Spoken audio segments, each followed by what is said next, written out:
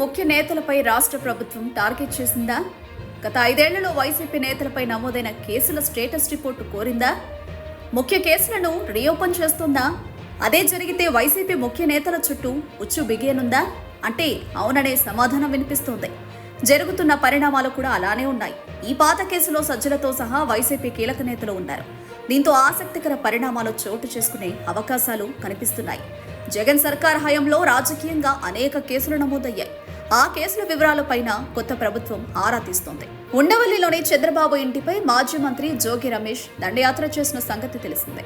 అప్పటి సీఎం జగన్ పై చంద్రబాబు కామెంట్స్ చేశారని ఆరోపిస్తూ భారీ వాహన శ్రేణితో ఉండవల్లిలోని చంద్రబాబు నివాసంపై జోగి రమేష్ దండయాత్ర చేసిన సంగతి తెలిసిందే. ఆ సమయంలో టీడీపీ నేతలు ప్రతిఘటించారు కూడా.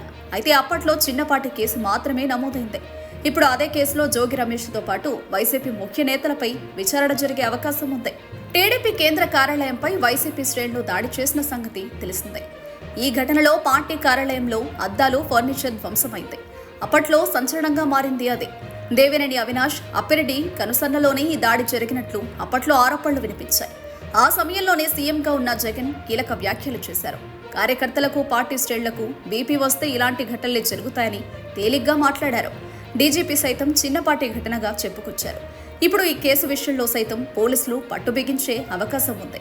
దేవినేని అవినాష్తో పాటు అప్పిరెడ్డిపై ఉక్కుపాదం మోపే అవకాశాలు కనిపిస్తున్నాయి. మరోవైపు విజయవాడలో టీడీపీ నేత పట్టాభి ఇంటిపై దాడులు జరిగిన సంగతి తెలిసిందే.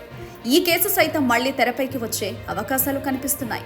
గత 5 సంవత్సరాలుగా జరిగిన ప్రతి పరిణామాన్ని కూటమి ప్రభుత్వం సీరియస్ గా తీసుకున్నట్లు తెలుస్తోంది.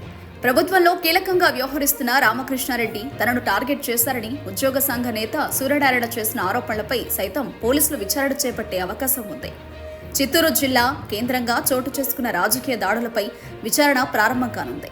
కరోనా సమయంలో వివాదాస్పదంగా మారిన డాక్టర్ సుధాకర్ మరణం, అధికారులపై దాడుల వంటి వాటిపై పోలీస్ విచారణ ప్రారంభించే అవకాశాలున్నాయి. తాజా పరిణామాలతో వైసీపీలో ఒక రకమైన ఆందోళన వ్యక్తమవుతోంది.